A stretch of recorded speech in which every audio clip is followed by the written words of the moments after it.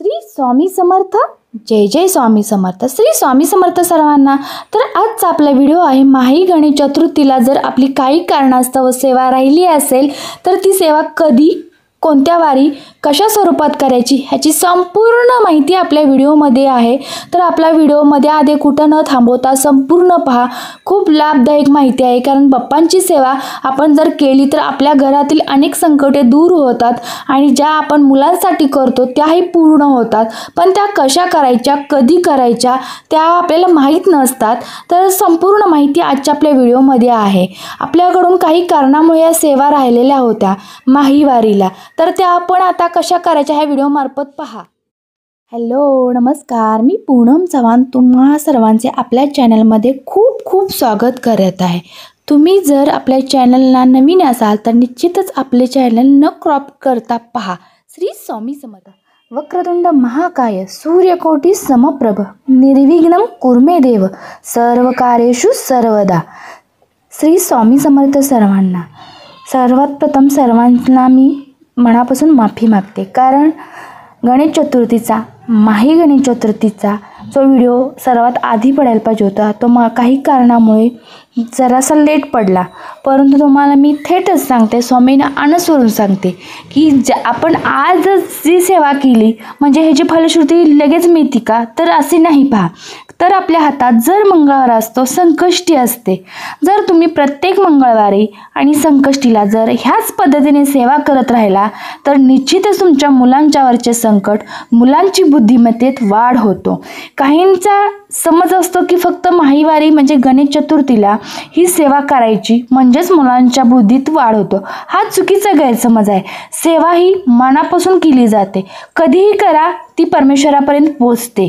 फक्त आपण मनापासून करायची सेवा. म्हणूनच सांगते, काही गोष्टी असतात त्याला फक्त टाईम नसतं.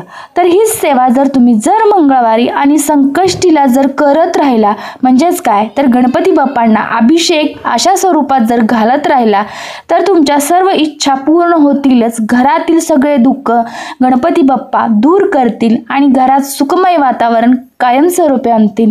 मुलांच्या बुद्धीत वाढ होईल.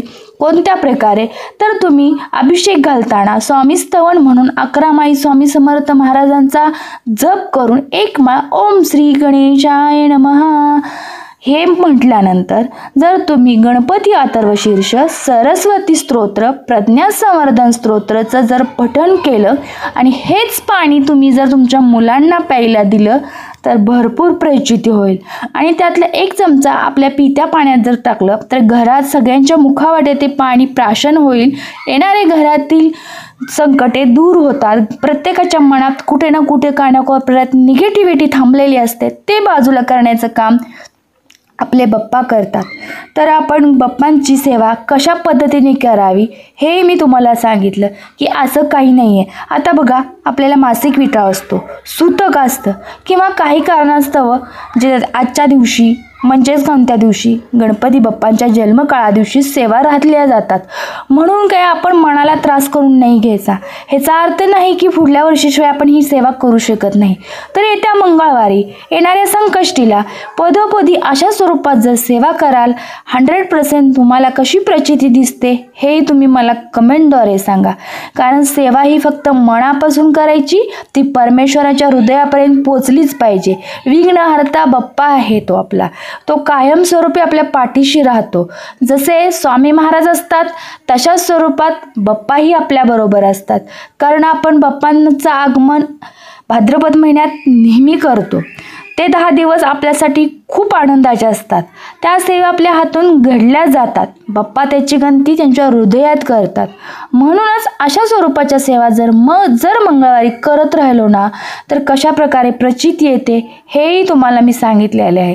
तर आपण जास्वंदीचं फूल आणि 21 ध्रुवा वाहतो ना, त्याचा ज्यूस करायचा आणि तो मुलांना पाजायचा. कशा पद्धतीने पाजायचा हेही मी तुम्हाला सांगते. काही मुलं तुसडी असतात, म्हणजे काय, तर हे नाही पिऊ शकत, तर आपण त्यात काय करायचं, मधाची बाटली आणायची, पूर्ण मध त्यामध्ये टाकायचं. खूप चव लागते त्याला आणि मुलं प्राशन करतात. मध पिल्याने त्यांच्या वाणीत फरक पडतो.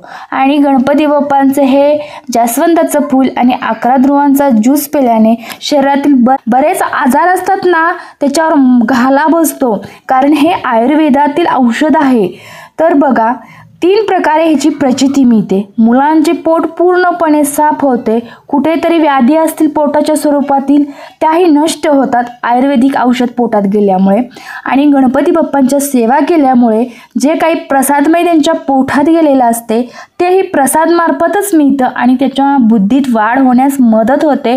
जे काही दिवस राहिलेत मोजके ते त्यांना अभ्यास करण्यासाठी सुद्धा प्रवृत्त करतात आणि ते अभ्यास केलेले त्यांच्या लक्षात राहतात. अनुभवाचे बोलायत, अनुभव घेऊन बघा, कारण स्वामी मार्गातील काही गोष्टी असतात त्या सातत्याने फॉलो करत जावा. ज्या काही सेवा सांगितल्या जातात ह्या कुठल्याही थुतल्या नसतात किंवा लाईकसाठी कमेंटसाठी बिलकुल नसतात. मी स्वामीचरणी अनुसरून सांगते. ज्या काही सेवा आहेत त्या मुलांच्यासाठी, तुमच्यासाठी, माझ्यासाठी, स्वामींच्या फॅमिलीसाठी आहेत. कोणत्याही कमेंटसाठी नाहीत, कोणत्याही लाईकसाठी नाही, शेअरसाठी सुद्धा नाही. घरोघरी जे काही प्रश्न असतात ते सुटले गेले पाहिजेत, हेच ध्येय आहे या स्वामींच्या फॅमिलीमध्ये. स्वामींचे मेंबर प्रत्येक सुखमय झालाच पाहिजे. प्रत्येक सेवा मार्गातून स्वामी महाराजांनी प्रत्येकांना संकटातून काढलेच पाहिजे. त्यासाठी आपण एक पाऊल पुढे चाललो पाहिजे. तर प्रत्येक येणाऱ्या मार्गातून सेवा आपण करत राहिलो पाहिजे. त्या सेवा जर तुम्ही करत राहाल तर तुमची विशिष्ट प्रकारची गणती महाराज करून ठेवतात. ह्याची पुण्याई आपल्याला मिळतेच मिळते, परंतु आपल्या घरातील येणारं विघ्नही दूर होते. प्रत्येक गोष्ट फक्त तुम्ही पॉझिटिव्ह थिंकिंगने घेत जावा. सकारात्मक गोष्टीने जर घेतलं तर ते तुम्हाला सकारात्मकच दिसेल. जर नकारात्मक गोष्टीने घेतलं तर तुम्हाला नकारात्मकच मिळेल. कारण कसं असतंय, स्वतःमध्ये बदल म्हणजे बी पॉझिटिव्हिटी. पॉझिटिव्हिटी सगळ्या गोष्टी करतो. हेच महाराज सांगतात, हेच परमपूज्य गुरु माऊली सांगतात. सातत्याने ही गोष्ट ऐकत जावा. माऊली आपले काय सांगत असतात की तुमच्या मनात एका कोपऱ्यात जी निगेटिव्हिटी असते तिला बाजूला काढा आणि मनात त्याच कोपऱ्यात तुम्हाला पॉझिटिव्हिटी ठेवली पाहिजे. त्या पॉझिटिव्हिटीनंच तुम्ही सेवा केल्या पाहिजेत. त्या सेवा तुमच्या खऱ्या सिद्धमय होतात. त्याचीच फलश्रुती मिळून जाते आणि सगळ्यांचाच उद्धार होतो. तुमच्या कुटुंबाचा होतो, तुमच्या मुलाबाळांचा होतो, तुमच्यापासून सगळ्यांचाच होतो. ही सेवा फक्त स्वतःपुरती कधी ठेवायची नाही. आलेली प्रचिती कधी झाकून ठेवायची नाही. ते प्रत्येकाला सांगत राहायचं. आपल्या हातून जर एखादं काम चांगलं झालं तर अजूनच दान दुपटीने आपल्याला फलश्रुती मिळते.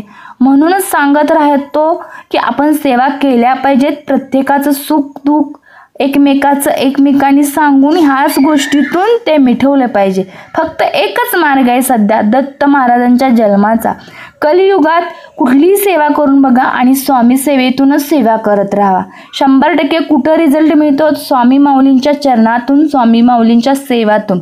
म्हणूनच कुठलीही सेवा करताना स्वामी स्तवन मी का म्हणा म्हणते, 11 माळी स्वामींचा जप का करा म्हणते. आपल्या गुरूंना अनुसरून जी काही सेवा करतो ती प्रत्येक भगवंतापर्यंत पोचली जाते, त्याची फलश्रुती मिळून जाते. तर गणपती बाप्पांचा अभिषेक कसा करायचा हे मी तुम्हाला लक्षात आलंच असेल. कारण दुधाने नाही केला तरी चालेल, नुसत्या पाण्याने करा, पण मनापासून करा. 1 जास्वंदाचं फूल आणि 21 दुर्वांच्या काड्या फक्त चरणी व्हा आणि अभिषेकचे पाणी त्याच्या अंगावरचे हे सर्वांना प्राशन करायला द्या. खूप रिझल्ट आहे हो.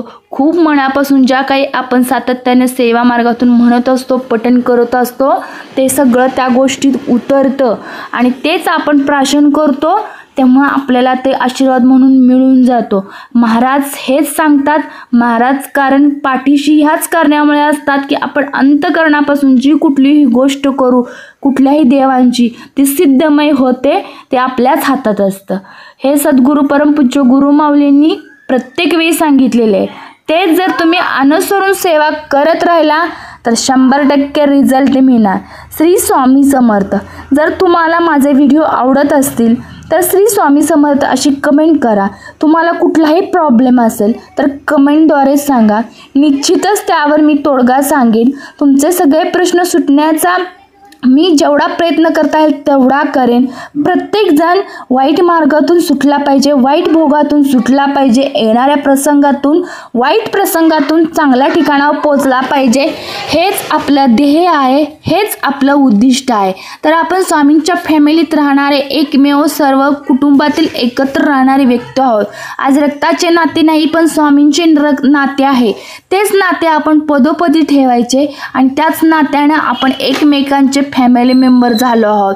तर तुम्ही सगळ्यांनी एकच करायचे. तुमचे काहीही प्रश्न असू द्या, मला कमेंटद्वारे विचारा. तुमचे सोल्युशन स्वामी समर्थ महाराजांना अनुसरून सांगते 100% सुटले जातील. परमपूज्य गुरुमाऊलींना अनुसरून आपल्या सेवा असतात. त्या सेवा फक्त तुम्ही मनापासून करा. जेव्हा तुम्ही सेवा ऐकाल तेव्हापासून तुमच्या शरीरात एक पॉझिटिव्हिटी एनर्जी तयार घ्या आणि त्या एनर्जीनंच त्या सेवा करा. आपल्या सेवा खूप पॉझिटिव्हिटीने करू तर स्वामी महाराज तिथंच रिझल्ट दाखवतात. श्री स्वामी समर्थ. जय जय स्वामी समर्थ. वक्रतुंड महाकाय सूर्यकोटी समप्रभ निर्विघ्नं कुरु मे देव सर्वकार्येषु सर्वदा. गणपती बाप्पा मोरया. मंगलमूर्ती मोरया. ओम श्री गणेशाय नमः. ओम श्री गणेशाय नमः. ओम श्री गणेशाय नमः.